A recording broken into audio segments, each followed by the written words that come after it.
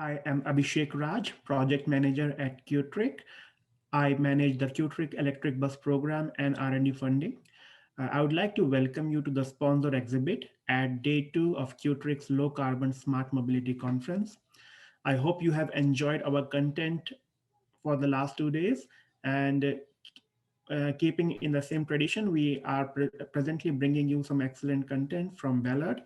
Uh, for today's session, we have Tim Sasson, who is the Market Development Manager for North America for Ballard. And Tim, do you mind putting your camera on? Yeah, there you go. And Tim has an exciting presentation here for you. And Tim, you have 10 minutes for your presentation, after which I will move to the question and answer round. Uh, if we can go to the presentation, that would be great. Great, thanks Abhishek. Really appreciate the ability and the opportunity to be here today to talk about fuel cell electric buses for Canada.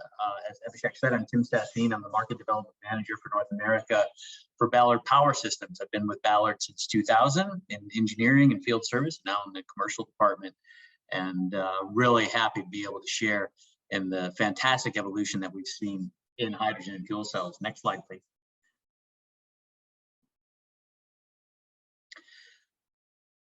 You may be aware that hydrogen is becoming more and more a focal point of decarbonization strategies for countries around the world, and it's showing up in all sorts of different platforms. Primarily on the heavy duty side is where we see the most activity, the most growth, the most expansion of this technology, not only into buses, but into heavy duty trucks of drayage and delivery types, of all varieties of buses, from articulated to double-decker buses, in trains, commuter and freight alike. And in stationary power and off-road vehicles, hydrogen is making huge inroads to solve decarbonization for these very tough to abate sectors. But it all starts with the bus. Next slide, please. The bus is where Ballard began its journey for mobility in fuel cells. And now that bus has reached commercial levels of maturity. We are selling directly to bus OEMs as part of their drivetrain supplier network. And those buses are being sold by the bus OEMs to transit agencies alongside their other offerings. It is a fully commercial, mature segment. Next slide, please. This is the layout of your basic fuel cell electric bus. If you happen to be familiar with battery electric buses, then you're way ahead of the game. Basically, you take a battery electric bus and you take out most of the batteries and you replace it with a fuel cell module and fuel storage. And that fuel cell module contains fuel cells, much like a battery pack has battery cells. Fuel cells are a little bit different, though conceptually the same. You can see a diagram there down at the bottom in the middle, where hydrogen comes in one side and air comes in the other side. They react at a low temperature across that membrane and create only water, electrical power, and heat. And that's essentially it. And it allows you to separate that power capability, which goes into a module, which then goes in the back of the bus, from energy storage, which looks like what you would see on a compressed natural gas bus, with the tanks being up on the roof, as shown in this diagram. And those tanks can hold a lot of energy. You can get well over a megawatt of usable energy to the road from that kind of storage on top of the roof. And that's part of what makes hydrogen such a compelling value proposition for transit buses. That, in addition to its very quick refueling time, which is comparable to that of CNG or diesel buses. So with a comparable range and a comparable refueling time, comparable capabilities as incumbent technologies, fuel cell buses truly offer a one-for-one replacement. On the next slide, we'll look a little bit at the history of Ballard and what we've done in fuel cell progression. We started off in the early 90s. 1993 was when the first fuel cell bus rolled down the platform at the Expo in Vancouver. And since then, we've gone through 6, 7, we're on our 8th generation now of fuel cells, moving from Chicago demonstrations in 1996 onto further development in the desert and at Sunline Transit in the early 2000s, and then the big 30 bus project across Europe, 10 different cities there, and then modernizing to hybridization, bringing in batteries. Batteries started to become usable, viable, and started to become economical around the 2010 time period. And that's when we started to hybridize. And that allowed us to capture braking energy and really increase our efficiency. And what you see today as an offering is that hybrid architecture and a very mature platform that's cost competitive against battery electric alternatives with increased capabilities. Our reliability has been exceptional, and our deployments have been very long-lived, and they've gotten a lot of kilometers behind them. Next slide, please. This slide shows what the primary advantages of a fuel cell electric bus for a zero emission application are. You can easily get 250, really up to 350 miles of what we're seeing on the buses that are deployed now. The efficiency of the drivetrains are phenomenal, and their ability to make ranges over 300 miles in most conditions is fantastic. For rapid refueling, again, 6 to 10 minutes for an average day's fill up, so that you can still do your fuel up and your wash and your fare box clean out the same way that you do now. A reduction in vehicle weight that allows more energy per pound that you put on the bus, keeping your passenger loads to be what they are today. And that all makes it a one-to-one replacement, as I mentioned earlier. Next slide, please.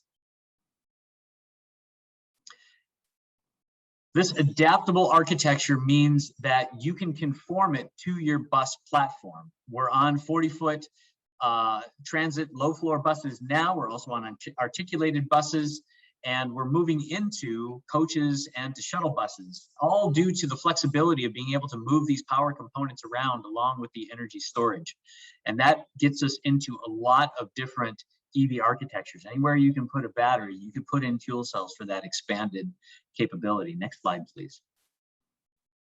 With all this growth in the market, we're seeing very optimistic perspectives on cost out. In fact, studies by McKinsey and by Deloitte show that fuel cell electric buses will actually be cheaper not only than battery electric buses, but than the incumbent technology before the end of the decade. A lot of this has to do with the increased manufacturing automation that we're implementing at Ballard. We'll have 6 times the production capability by the end of the year, along with the cost out that's happening naturally in the rest of the industry with batteries, with electric drives, and even with hydrogen storage and carbon fiber cost outs. It looks very good, not only at the 40-foot, but also these other platforms as well. Next slide, please. The customers are looking towards this because they have the regulations that they're going to have to meet. In California, there's a good example of how regulation is starting to move the industry. All transit agencies in California will have to be completely zero emissions by 2040, and that means by 2029, all they can buy are zero emission buses. They've been required to make those plans and submit them to the state for exactly how they're going to do it and what technology they'll use. The next slide shows how that has been panning out as these plans have come in. What we're seeing, particularly in the mid to large transit agencies, is that something like 1/4 to 1/2 of all these zero emission buses will be fuel cell electric buses. We're seeing some agencies committing to complete fuel cell electric bus fleets, and some committing to mixed fleets, and some in a wait and see period where they're going to try out battery buses and they're going to try out fuel cell buses and determine as they move forward which technology to go. But the confidence in the technology in the industry is clear, particularly as these different transit agencies have hired third-party consultants to really assess the total cost of ownership and compare them. On the next slide, we see an example of one of these cost advantages, and that's in fleet scaling. The infrastructure for hydrogen gets cheaper as your fleet gets bigger and bigger. That's because the marginal cost of each additional bus becomes smaller as you simply use the existing tanks and get more fuel delivered and get more buses to use that same infrastructure for compressors and for hydrogen storage as you used before. And we see that in the rollout plans and the studies, whereas we see in the battery buses, the opposite is the case. As the fleets get bigger, they do get more expensive from utility costs and from internal infrastructure costs as well. The next slide shows a quick breakdown of that at Foothill, with the cost primarily being in the smaller fleet. For the lower cost, 20 buses doing the work of 32 battery electric buses, and in the cheaper fuel infrastructure and the cheaper rebuild costs, because fuel cells are highly recyclable and many of the parts get reused over and over again. The next slide talks about why this is important for Canada. And in cold climates, This is really important because a lot of energy can go into passenger compartment heating and reduce range quite a bit. You need that extra energy on board the bus to make that range. And you can also take advantage of the heat produced by the fuel cell to assist in passenger compartment heating. And this is going to help Canada to really achieve full decarbonization of the complete transit fleet in some of the toughest to access applications across the country. So we're very optimistic about how this is going to pan out in Canada and look forward to your questions. Thank you. Thanks a lot, Tim, for that wonderful presentations. I do have some questions. My first question here is with respect to the fact that you mentioned that many Californian transit agencies, they are now considering a move towards these fuel cell electric buses. The question that I have is, what is causing this drive towards fuel cell electric buses? Is it just the regulatory push, or are there some other factors at play as well? The regulatory push is a large part of it. Decarbonization mandates really drive this, along with criteria pollutant reductions. It's also the smog that you see in the air. Transit agencies, there are several transit agencies that have developed their own zero emission mandates internally ahead of the state mandate. So some of it is being driven at the city level and at the local level as well. But the main thing that's driving people towards fuel cell electric buses is really their experience with zero emission buses through battery buses. Battery buses have done a fantastic job with getting zero emission technology into the hands of transit agencies. And when you have small deployments of just a few buses, you can keep the same electrical infrastructure. The charging equipment's not that expensive and the buses are fairly cheap. But as you look at full fleet transition of 30, 50, 100 buses or more per depot, you start to hit space constraints, timing constraints, operational constraints. And that's what's driving people towards fuel cell buses, even agencies that had formerly committed to all battery electric transition plans.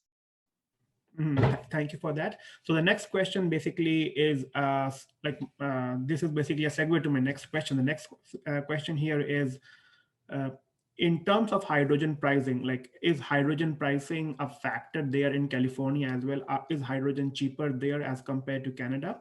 And where does we stand in terms of hydrogen pricing in Canada currently, and how far we are from price parity? Yeah. Hydrogen production, renewable hydrogen production, has even more market activity than the vehicles themselves. In California, they're paying something like $7.50 a kilogram for hydrogen at the transit agencies. And one good basis of comparison is that there's about the same amount of energy in a kilogram of hydrogen as there is in a gallon of diesel fuel, but you've got about twice the efficiency. So if you're paying twice per kilogram of hydrogen what you're paying per gallon of diesel, you're at about parity. So we're close. We're certainly close to retail prices of diesel, but we have some work to do to get to the wholesale prices that transit agencies pay.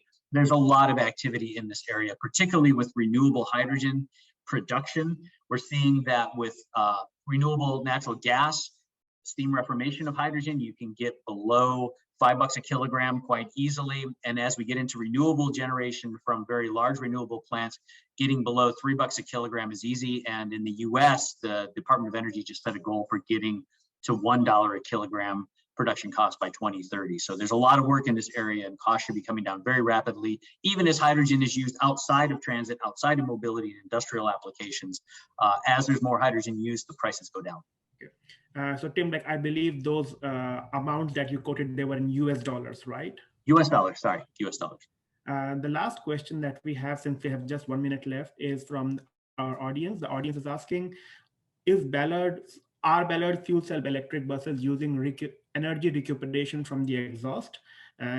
Is this technique helping in enhancing the efficiency and the range? We certainly are looking for every opportunity to extend efficiency. The exhaust comes out at a fairly low temperature, relatively speaking, compared to a diesel engine.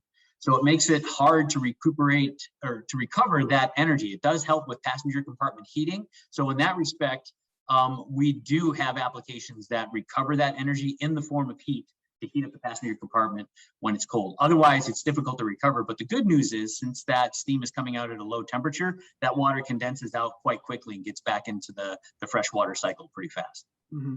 So Tim, like, we are almost at time, but I'll still just push for one last question here. The last question that I have is basically focusing on the transit agency aspect. I would like to know if there is a certain number of buses or a certain volume of fuel cell electric buses beyond which it starts to make sense economically to have fuel cell electric buses, especially with respect to the hydrogen pricing. That's a great question.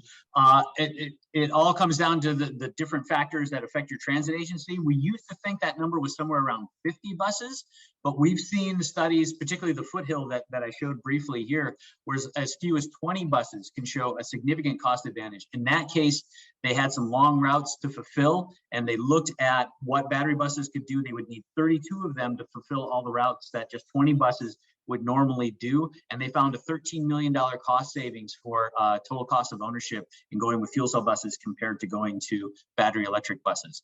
If the conditions are right with your fuel sources, with all of your other factors at your agency, you may find that fleets as small as 20 buses can have a significant cost advantage with fuel cell buses.